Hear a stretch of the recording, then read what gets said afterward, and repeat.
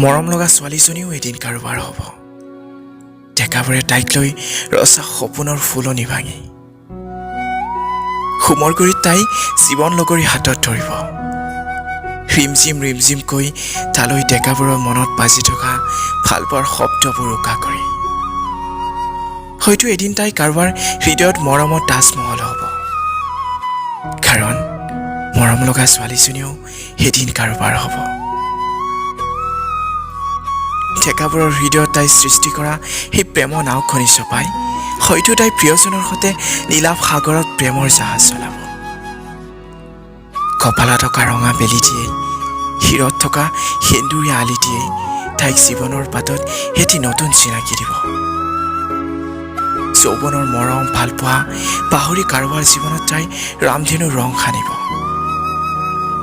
অতীতৰ সকলো পাহৰি তাইৰ জীৱনত এটি নতুন পাতনি মেলিব। জানানে, সেই মৰম লগা ছোৱালীজনীও এদিন কাৰোবাৰ হ'ব।